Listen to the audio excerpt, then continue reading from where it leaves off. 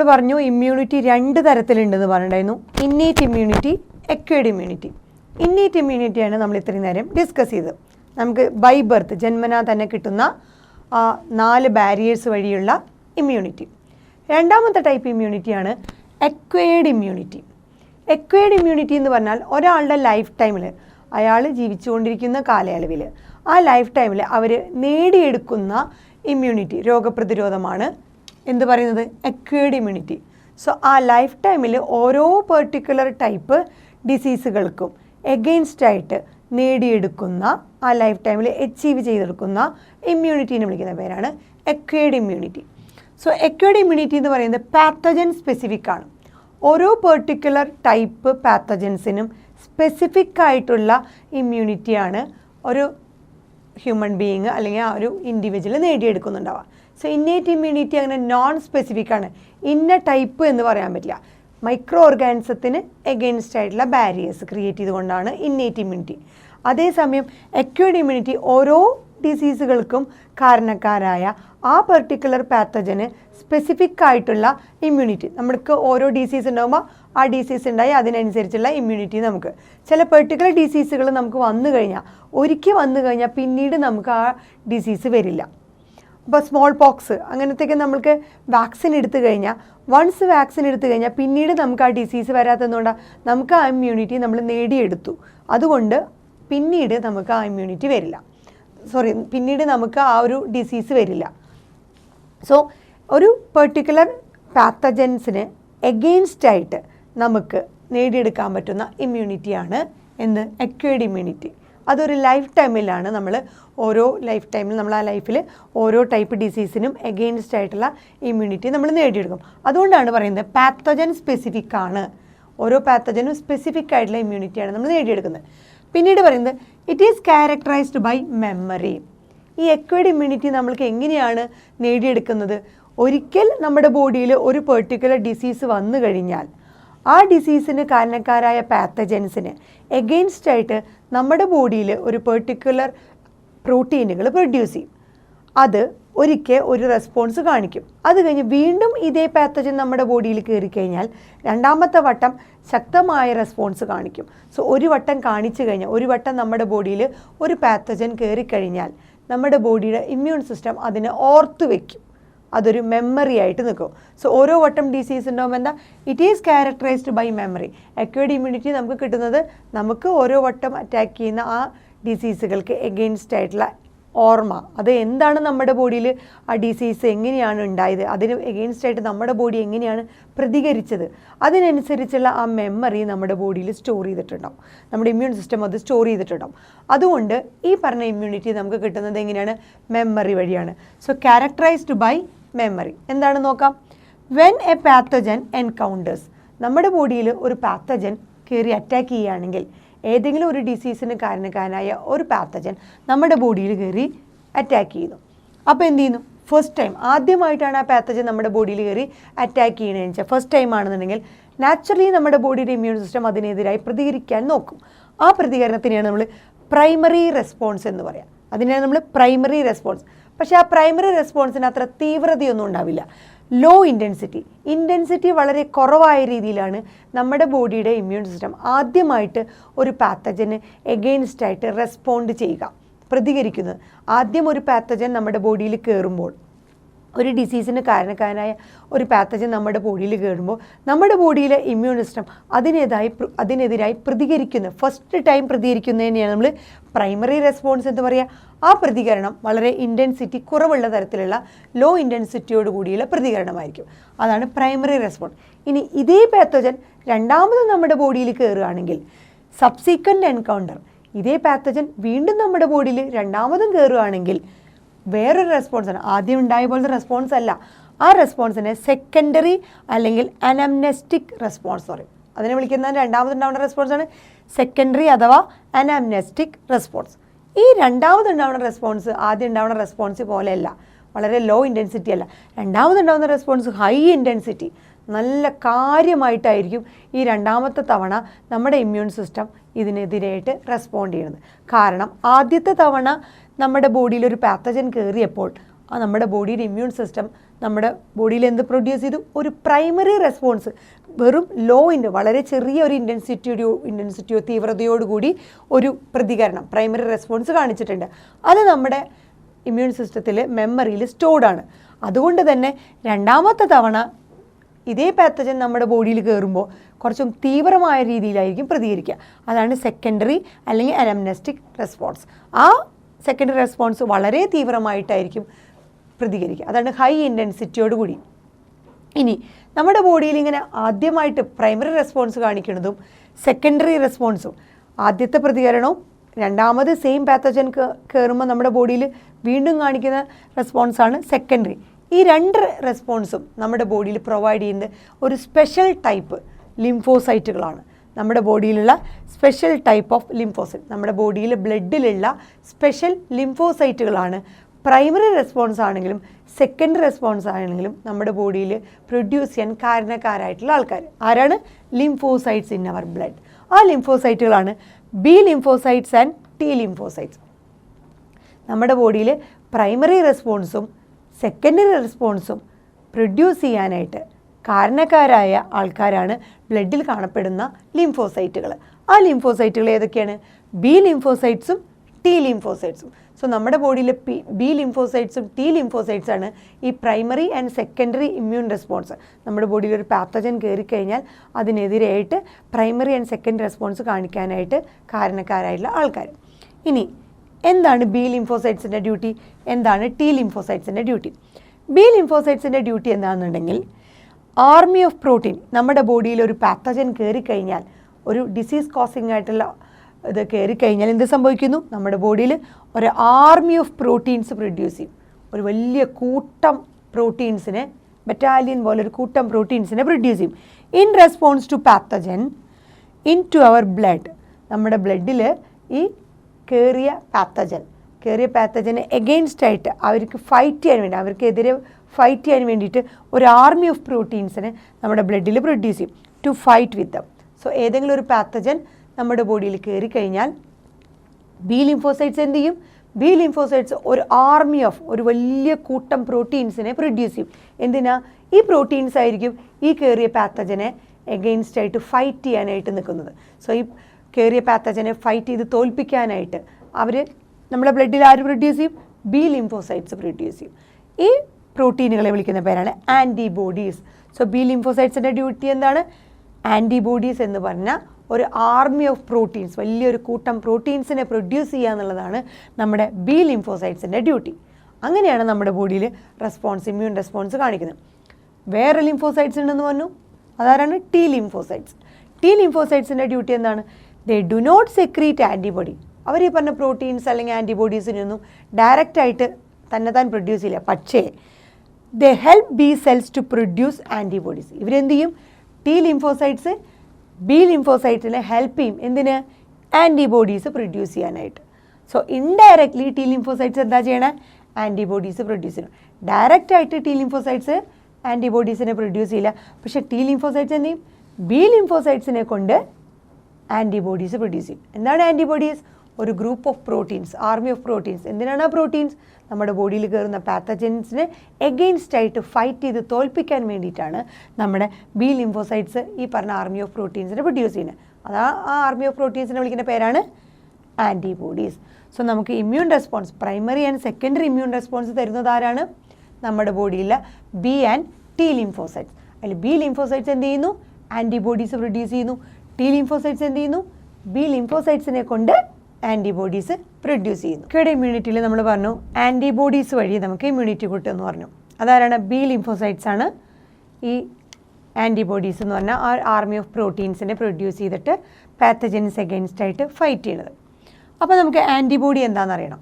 So antibody എന്ന് പറയുന്നത് നമ്മൾ പറഞ്ഞ സ്പെഷ്യൽ ടൈപ്പ് ഓഫ് പ്രോട്ടീനുകളാണ്. പാത്തജൻസിന് എഗെയിൻസ്റ്റ് ആയിട്ട് ഫൈറ്റ് ചെയ്യാൻ പറ്റുന്ന പ്രോട്ടീനുകളാണ് നമ്മൾ ആൻറ്റിബോഡി എന്ന് പറയുന്നത്. ഈ ആൻറ്റിബോഡീനെ പ്രൊഡ്യൂസ് ചെയ്യുന്നത് ആരാണ്? ലിംഫോസൈറ്റുകളാണ്. ഏത് ലിംഫോസൈറ്റാണ്? ബി ലിംഫോസൈറ്റുകൾ. ടി ലിംഫോസൈറ്റിൻ്റെ ഡ്യൂട്ടി എന്തായിരുന്നു? ബി ലിംഫോസൈറ്റിനെ കൊണ്ട് ആൻറ്റിബോഡീസ് പ്രൊഡ്യൂസ് ചെയ്യുക എന്നുള്ളത്. സോ ആൻറ്റിബോഡിയുടെ structure, antibody consist of 4 peptide chain. ആൻറ്റിബോഡിയിൽ ഓരോ ആൻറ്റിബോഡി എടുത്തു കഴിഞ്ഞാൽ അതിൽ 4 പെപ്റ്റൈഡ് ചെയിനുകൾ കാണും. 4 പെപ്റ്റൈഡ് ചെയിനുകൾ അടങ്ങിയതാണ് ഓരോ ആൻറ്റിബോഡിയും. ആ 4 പെപ്റ്റൈഡ് ചെയിനുകൾ എന്ന് പറയുന്നത് 2 ലൈറ്റ് ചെയിനുകളും ചെറിയത്, 2 ലൈറ്റ് ചെയിൻ ചെറിയ സ്മോൾ ആയിട്ടുള്ള 2 ലൈറ്റ് ചെയിനും അതുപോലെ 2 നീളം കൂടിയ ഹെവി ചെയിനും. So 2 small light chain and 2 longer heavy chain. ഇതാണ് നമ്മുടെ ആൻറ്റിബോഡിയുടെ സ്ട്രക്ചർ. അപ്പോൾ നമ്മൾ അതിന് പറയുന്നത് H2L2. H എന്ന് പറയുന്നത് ഹെവി ചെയിൻ, L എന്ന് പറയുന്നത് light chain. So light chain 2 ഉണ്ടാവും, ഹെവി ചെയിനും 2 ഉണ്ടാവും. Heavy chain 2, light chain. അതിൽ ലൈറ്റ് ചെയിൻ എന്ന് പറയുന്നത് ചെറുതായിരിക്കും, സ്മോൾ ആയിരിക്കും. ഹെവി ചെയിൻ എന്ന് പറയുന്നത് ലോങ്ങർ ആയിരിക്കും, നീളം കൂടിയതായിരിക്കും. സോ നീളം കൂടിയ 2 ഹെവി ചെയിനും നീളം കുറവുള്ള ചെറിയ 2 ലൈറ്റ് ചെയിനും അടങ്ങിയ 4 പെപ്റ്റൈഡ് ചെയിൻ ഉള്ളതാണ് നമ്മുടെ ആൻറ്റിബോഡിയുടെ സ്ട്രക്ചർ, അതായത് ഈ പ്രോട്ടീൻസിൻ്റെ സ്ട്രക്ചർ. ഇങ്ങനെ നമുക്ക് അറിയപ്പെടുന്ന കുറച്ച് ആൻറ്റിബോഡീസിൻ്റെ എക്സാമ്പിളുകളാണ് IgA, IgM, IgE and IgG. ഇനി ഒന്നുകൂടി ഇതിൻ്റെ IgD.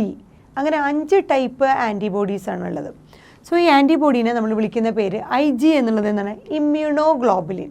IG എന്ന് ഉദ്ദേശിക്കുന്നത് ഇമ്മ്യൂണോഗ്ലോബുലിൻ. ഇമ്മ്യൂണോഗ്ലോബുലിനാണ് IG എന്ന് പറഞ്ഞ പേര് കൊണ്ട് റെപ്രസെൻറ്റ് ചെയ്യുന്നത്. സോ ആൻറ്റിബോഡി തന്നെയാണ് നമ്മൾ പറയുന്നത് immunoglobulin. Immunoglobulin A, immunoglobulin M, immunoglobulin E, immunoglobulin G. അതായത് antibody A, M, E, G. ഇനി D. ഓരോ ആൻറ്റിബോഡീസും ഓരോ ടൈപ്പ് ഇമ്മ്യൂണിറ്റിയാണ് നമ്മുടെ ബോഡിയിൽ പ്രൊവൈഡ് ചെയ്യുന്നത്. നമ്മൾ ഏറ്റവും കൂടുതലായിട്ട് മെജോറിറ്റി നമ്മുടെ ബോഡിയിൽ കാണുന്ന ആൻറ്റിബോഡിയാണ് IgG, 75 to 80%. സോ IgG ആണ് ഏറ്റവും കൂടുതലായിട്ട് കാണുന്നത്. ഓരോന്നും ഓരോ. E ആണെന്നുണ്ടെങ്കിൽ അലർജിക്, നമ്മുടെ ബോഡിയിൽ അലർജിക് റെസ്പോൺസ് പ്രൊവൈഡ് ചെയ്യുന്നത് ഈ ആൻറ്റിബോഡീസാണ്. ഓരോ ആൻറ്റിബോഡീസിനും ഓരോ ടൈപ്പ് ഡ്യൂട്ടിയാണ് ഉള്ളത്. നമ്മുടെ ബോഡിയിൽ കയറുന്ന പാത്തജൻസിന് എഗെയിൻസ്റ്റ് ആയിട്ട് പലതരത്തിലുള്ള റെസ്പോൺസ് കാണിക്കുന്നത് പലതരത്തിലുള്ള ആൻറ്റിബോഡീസ് അഥവാ ഇമ്മ്യൂണോഗ്ലോബുലിൻസ് ആണ്. ഇനി നമ്മുടെ ബോഡിയിൽ ഈ ബ്ലഡിലാണ് നമ്മൾ ഈ പറഞ്ഞ ആൻറ്റിബോഡീസ് പ്രൊഡ്യൂസ് ചെയ്യുന്നത്. അതായത് B ലിംഫോസൈറ്റ്സ്, ബ്ലഡിലുള്ള ആ B ലിംഫോസൈറ്റ്സുകളാണ് നമുക്ക് ഒരു പെർട്ടിക്കുലർ റെസ്പോൺസ് കാണിക്കണമെന്ന് നമ്മൾ പറഞ്ഞിരുന്നു.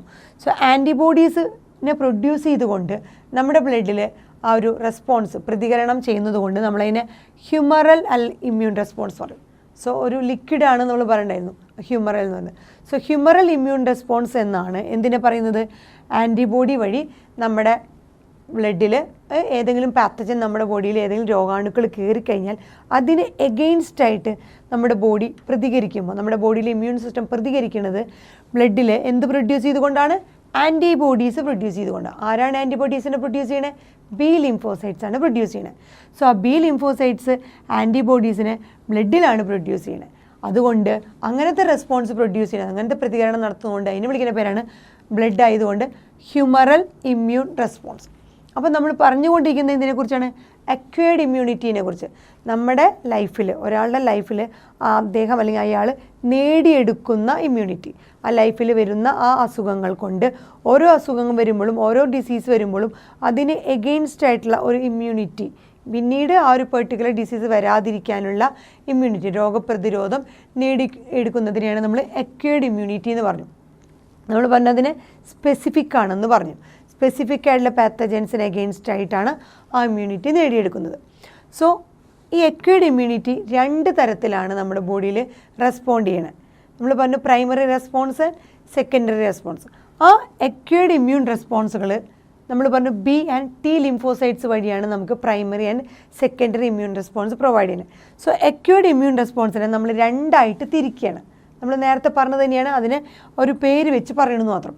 2 ആയിട്ട് നമ്മുടെ primary and secondary immune response acquired immunity വഴി നമുക്ക് വരുന്നതിന് ഒന്നാമത്തെ വിളിക്കുന്ന പേരാണ് ഹ്യൂമറൽ ഇമ്മ്യൂൺ റെസ്പോൺസ്. ഇപ്പോൾ തന്നെ നമ്മൾ പറഞ്ഞതാണ്, അത് ബ്ലഡിൽ ആൻറ്റിബോഡീസിനെ പ്രൊഡ്യൂസ് ചെയ്തുകൊണ്ട് ഉണ്ടാകുന്ന റെസ്പോൺസാണ് ഹ്യൂമറൽ ഇമ്മ്യൂൺ റെസ്പോൺസ്. അതുകൊണ്ട് നമ്മൾ അതിനെ എന്ത് പറയുന്നു? Antibody mediated. ആരാണ് ആൻറ്റിബോഡീനെ പ്രൊഡ്യൂസ് ചെയ്യുന്നത്? B lymphocytes. So B lymphocytes ആൻറ്റിബോഡീസിനെ പ്രൊഡ്യൂസ് ചെയ്ത് ആൻറ്റിബോഡീസ് വഴി നമുക്ക് തരുന്ന റെസ്പോൺസാണ് ഹ്യൂമറൽ ഇമ്മ്യൂൺ റെസ്പോൺസ്. അത് ഒരു തരം അക്വയർഡ് ഇമ്മ്യൂൺ റെസ്പോൺസ് ആണ്. ഇനി അടുത്തത് സെൽ മീഡിയേറ്റഡ് ഇമ്മ്യൂൺ റെസ്പോൺസ്. അതും എന്താണ്? ഒരു അക്വയർഡ് ഇമ്മ്യൂൺ റെസ്പോൺസ് ആണ്. സെൽ മീഡിയേറ്റഡ് ഇമ്മ്യൂൺ റെസ്പോൺസ് എന്ന് പറഞ്ഞു കഴിഞ്ഞാൽ സെൽ മീഡിയേറ്റഡ് ഇമ്മ്യൂണിറ്റി എന്നർത്ഥം. ഇവിടെ നമ്മൾ ആൻറ്റിബോഡി മീഡിയേറ്റഡ് ഇമ്മ്യൂണിറ്റി എന്ന് പറഞ്ഞ പോലെ cell mediated immunity CMI, cell mediated immunity എന്ന് പറയും. ഈ സെൽ മീഡിയേറ്റഡ് ഇമ്മ്യൂണിറ്റി ആരാ തരുന്നത്? ടി ലിംഫോസൈറ്റുകളാണ് തരുന്നത്. ടി ലിംഫോസൈറ്റ്സ് ആണ് സെൽ മീഡിയേറ്റഡ് ഇമ്മ്യൂണിറ്റി തരുന്നത്. So T lymphocytes cell mediated immunity തരുന്നു. അപ്പോൾ അതിനെ വിളിക്കുന്ന പേരാണ് സെൽ മീഡിയേറ്റഡ് ഇമ്മ്യൂൺ റെസ്പോൺസ്. അതെങ്ങനെയാണ് T lymphocytes cell mediated immunity തരിക? ടി ലിംഫോസൈറ്റ്സ് ബി ലിംഫോസൈറ്റ്സിനെ കൊണ്ട് ആൻറ്റിബോഡീസ് പ്രൊഡ്യൂസ് ചെയ്യുന്നു. അങ്ങനെയാണ് എന്ത് പ്രൊഡ്യൂസ് ചെയ്യുന്നത്? ആൻറ്റിബോഡീസ് പ്രൊഡ്യൂസ് ഇമ്മ്യൂൺ റെസ്പോൺസ് ചെയ്യുന്നത്. So T lymphocytes cell mediated immunity provide ചെയ്യുന്നു. അതുകൊണ്ട് അതിനെ സെൽ മീഡിയേറ്റഡ് ഇമ്മ്യൂൺ റെസ്പോൺസ് എന്ന് പറയുന്നു. ബി ലിംഫോസൈറ്റ്സ് ആൻറ്റിബോഡി മീഡിയേറ്റഡ് ആയിട്ടുള്ള ഹ്യൂമറൽ ഇമ്മ്യൂൺ റെസ്പോൺസ് പ്രൊവൈഡ് ചെയ്യുന്നു. സോ ഹ്യൂമറൽ ഇമ്മ്യൂൺ റെസ്പോൺസും, അതായത് ആൻറ്റിബോഡി മീഡിയേറ്റഡ് ആയിട്ടുള്ള ബ്ലഡിലുള്ള ആൻറ്റിബോഡീസ് പ്രൊഡ്യൂസ് ചെയ്തുകൊണ്ടുള്ള ബി ലിംഫോസൈറ്റ്സ് വഴിയുള്ളതും, അതുപോലെ സെൽ മീഡിയേറ്റഡ് ഇമ്മ്യൂൺ റെസ്പോൺസും 2 തരത്തിലുള്ള അക്വേർഡ് ഇമ്മ്യൂൺ റെസ്പോൺസുകളാണ്. ഏതൊക്കെയാണ് 2 തരത്തിലുള്ള acquired immune response? Humoral immune response and cell mediated immune response. Humoral immune response എന്ന് പറഞ്ഞാൽ ആൻറ്റിബോഡി മീഡിയേറ്റഡ് ആയിട്ട് ബി ലിംഫോസൈറ്റ്സ് പ്രൊഡ്യൂസ് ചെയ്യുന്നത്. സെൽ മീഡിയേറ്റഡ് എന്ന് പറഞ്ഞാൽ ടി ലിംഫോസൈറ്റ്സ് പ്രൊഡ്യൂസ് ചെയ്യുന്ന സെൽ മീഡിയേറ്റഡ് ആയിട്ടുള്ള ഇമ്മ്യൂൺ റെസ്പോൺസ്. ഇനി നമുക്ക് പറയുകയാണെങ്കിൽ നമ്മൾ ഒരുപാട് ഓർഗൻ ട്രാൻസ്പ്ലാന്റുകൾ അല്ലെങ്കിൽ ഗ്രാഫ്റ്റുകൾ വെക്കുന്നതിനെ കുറിച്ച് കേട്ടിട്ടുണ്ട്. നമ്മുടെ ബോഡിയിൽ എന്തെങ്കിലും ഒരു ഓർഗന് കംപ്ലൈൻറ്റ് വരികയാണെങ്കിൽ, ഫോർ എക്സാമ്പിൾ നമ്മുടെ ഹാർട്ട്, അതുപോലെ കിഡ്നി, അതുപോലെ നമ്മുടെ ലിവർ, ഹാർട്ട്, കിഡ്നി, ലിവർ, അതുപോലെ കണ്ണ്, ഇതിനൊക്കെ നമ്മുടെ ഏതെങ്കിലും ഈ പറഞ്ഞ ഭാഗങ്ങൾ ഓർഗൻസിനൊക്കെ എന്തെങ്കിലും ഒരു കംപ്ലൈൻറ്റ് അല്ലെങ്കിൽ ഒരു പ്രോബ്ലം വരികയാണെങ്കിൽ, അല്ലെങ്കിൽ ആ ഓർഗൻ വർക്ക് ചെയ്യാണ്ടിരിക്കുകയാണെങ്കിൽ എന്ത് ചെയ്യും? നമുക്ക് ഒരേ ഒരു റെമഡി ഉള്ളൂ. ആ ഒരു പെർട്ടിക്കുലർ ഓർഗൻ, ഹാർട്ട് ആയിക്കോട്ടെ, കിഡ്നി ആയിക്കോട്ടെ, ലിവർ ആയിക്കോട്ടെ, ഐ ആയിക്കോട്ടെ, അതിനെ ട്രാൻസ്പ്ലാന്റ് ചെയ്യുക, അതിനെ മാറ്റി വയ്ക്കുക എന്നുള്ള മാത്രം പരിഹാരമേ ഉണ്ടാവുള്ളൂ, അല്ലേ? സോ നമുക്ക് എന്തുകൊണ്ട് ഇങ്ങനെ ഒരു ട്രാൻസ്പ്ലാന്റേഷൻ, കിഡ്നി ആണെങ്കിലും ലിവർ ആണെങ്കിലും ഹാർട്ട് ആണെങ്കിലും, നമുക്ക് ഈ ഓർഗൻ നമ്മുടെ ബോഡിയിലേക്ക് റീപ്ലേസ് ചെയ്യണമെങ്കിൽ, ട്രാൻസ്പ്ലാന്റ് ചെയ്യണമെങ്കിൽ നമ്മൾ എന്തിനാണ് ഒരു സ്യൂട്ടബിൾ ഡോണറിനെ തപ്പുന്നത്? നമ്മൾ ഒരുപാട് കേട്ടിട്ടുണ്ട്, കിഡ്നിക്ക് ഒരു ആ പെർട്ടിക്കുലർ ഡോണറിനെ, അതിന് മാച്ചിങ് ആയിട്ടുള്ളൊരു ഡോണറിനെ, ബി പോസിറ്റീവ് ആയിട്ടുള്ള ഒരു കിഡ്നി വേണം, അല്ലെങ്കിൽ ഇങ്ങനെയൊക്കെ നമ്മൾ കേട്ടിട്ടില്ലേ? എന്തുകൊണ്ടാണ് നമുക്കൊരു സ്യൂട്ടബിൾ ആയിട്ടുള്ള ഒരു പ്രത്യേക ഡോണർ തന്നെ വേണമെന്ന് പറയുന്നത്? നമുക്ക് എന്തുകൊണ്ട് ആരിൽ നിന്നും, ഏത് ഓർഗാനിസത്തിൽ നിന്നും, ആരിൽ നിന്ന്, ഏത് ഹ്യൂമൻ ബീയിങ്സിൽ നിന്നും എന്തുകൊണ്ട് നമുക്ക് ഈ പറഞ്ഞ ഹാർട്ടിനെയും ലിവറിനെ കിഡ്നീനെ സ്വീകരിച്ചുകൂടാ? എന്താണ് ഡോക്ടേഴ്സ് ഈ പറഞ്ഞത് ചെക്ക് ചെയ്യണത്? ഇന്ന ബ്ലഡ് ഗ്രൂപ്പ് അല്ലെങ്കിൽ ഇന്ന ടിഷ്യൂമായിട്ട് മാച്ച് ചെയ്തിട്ടുള്ള ഒരു ഓർഗൻ തന്നെ വേണമെന്ന് എന്തുകൊണ്ടാണ് നമ്മൾ പറയുന്നത്? അതായത് നമ്മൾ ഏതെങ്കിലും ഒരു വേറെ ഓർഗാനിസത്തിൽ നിന്ന്, അതൊരു അനിമൽ ആവാം, അല്ലെങ്കിൽ നമ്മൾ ഹ്യൂമൻ ബീയിങ്സ് ഒക്കെ ഏതാണ് പ്രൈമേറ്റാണ്, ഈ വേറെ ഏതെങ്കിലും പ്രൈമേറ്റിൽ നിന്നോ, അല്ലെങ്കിൽ വേണ്ട വേറെ ഏത് ഹ്യൂമൻ ബീയിങ്സിൽ നിന്നോ എന്തുകൊണ്ട് നമുക്ക് ഗ്രാഫ്റ്റിനെ എടുക്കാൻ പറ്റുന്നില്ല? ഇതുപോലെ വേറെ അനിമൽ നിന്നോ, പ്രൈമേറ്റ് ആയിട്ടുള്ള ഏത് പ്രൈമേറ്റുകളിൽ നിന്നോ, അല്ലെങ്കിൽ വേറെ ഏത് ഹ്യൂമൻ ബീയിങ്ങിൽ നിന്നോ നമ്മൾ ഈ പറഞ്ഞ ഹാർട്ടോ ലിവറോ കിഡ്നിയോ ഐ പോലത്തെ ഓർഗൻസിനെ നമ്മൾ എടുക്കുകയാണെങ്കിൽ എന്ത് സംഭവിക്കും? നമ്മുടെ ബോഡിയിൽ അതിനെ സ്വീകരിക്കില്ല. ഈ ഓർഗൻസ് അല്ലെങ്കിൽ ഗ്രാഫ്റ്റുകളെ നമ്മുടെ ബോഡി എന്ത് ചെയ്യുന്നു? റിജക്റ്റ് ചെയ്യുന്നു. ഒന്നുകിൽ അപ്പം തന്നെ, അല്ലെങ്കിൽ കുറേ കഴിഞ്ഞാൽ ഉടനെ എന്ത് ചെയ്യുന്നു? നമ്മൾ വേറൊരു ഇതിൽ നിന്ന് സ്വീകരിച്ചു കഴിഞ്ഞാൽ നമ്മുടെ ബോഡി അതിനെ റിജക്റ്റ് ചെയ്യുന്നു, നമ്മുടെ ബോഡി അതിനെ സ്വീകരിക്കില്ല. അതുകൊണ്ടാണ് നമ്മൾ എന്ത് ചെയ്യുന്നത്? ടിഷ്യൂ മാച്ചിങ് അല്ലെങ്കിൽ ബ്ലഡ് ഗ്രൂപ്പ് മാച്ചിങ് നടത്തുന്നത്. നമ്മുടെ ബോഡിയിൽ സ്യൂട്ടബിളായിട്ട്, നമ്മുടെ ബോഡിയുടെ ടിഷ്യൂവുമായിട്ട് യോജിക്കുന്നത്, നമ്മുടെ ബോഡിയുടെ ബ്ലഡ് ഗ്രൂപ്പും ആയിട്ട് മാച്ച് ചെയ്യുന്ന ഒരു ഡോണറിനെ നമ്മൾ തപ്പുന്നത്. അല്ലെങ്കിൽ നമ്മുടെ ബോഡി എന്ത് ചെയ്യുന്നു? വേറെ ഏതെങ്കിലും ഒരു ഹ്യൂമൻ ബീയിങ്സിൽ നിന്ന് എടുത്താലോ, വേറെ ഏതെങ്കിലും ഒരു അനിമൽസിൽ നിന്ന് എടുത്താലോ എന്ത് ചെയ്യും? നമ്മുടെ ബോഡി ആ ഒരു പെർട്ടിക്കുലർ ഓർഗനെ നമ്മുടെ ബോഡി റിജക്റ്റ് ചെയ്യുന്നു, നമ്മുടെ ബോഡി അതിനെ സ്വീകരിക്കുന്നില്ല. ഇതിനെ വിളിക്കുന്ന പേരാണ് ടിഷ്യൂ മാച്ചിങ് അല്ലെങ്കിൽ ബ്ലഡ് ഗ്രൂപ്പിംഗ് വഴി മാത്രമേ ഈ പറഞ്ഞ ഓർഗൻസിനെ നമ്മുടെ ബോഡിയിലേക്ക് സ്വീകരിക്കാൻ പറ്റുള്ളൂ. ഇത് വളരെ ഇമ്പോർട്ടൻ്റ് ആണ്, tissue matching and blood grouping. ഏതൊരു ഓർഗൻ ട്രാൻസ്പ്ലാന്റേഷൻ നടത്തുമ്പോഴും നമ്മുടെ ബോഡിയിൽ tissue matching and blood group matching നടത്തേണ്ടതായിട്ടുണ്ട്. ഈവൻ നമുക്ക് ഈ ടിഷ്യൂ മാച്ചിങ്ങും അതുപോലെ ബ്ലഡ് ഗ്രൂപ്പ് മാച്ചിങ് നടത്തിയിട്ട് പോലും നമ്മളൊരു ഓർഗൻ വേറൊരാളിൽ നിന്ന് സ്വീകരിച്ചു, നമുക്ക് സ്വീകരിക്കാൻ പറ്റുന്ന കമ്പാറ്റബിൾ ആയിട്ടുള്ള ഒരു ഓർഗൻ വേറൊരാളിൽ നിന്ന് സ്വീകരിച്ചു എന്ന് വയ്ക്കുക. എന്നിരുന്നാൽ പോലും ആ നമ്മൾ സ്വീകരിച്ച ആൾ, അതായത് നമ്മൾ എന്ത് ചെയ്യണം? ഒരുപാട് കാലങ്ങളോളം ഇമ്മ്യൂണോ സപ്രസൻസ് നമ്മൾ എടുക്കണം.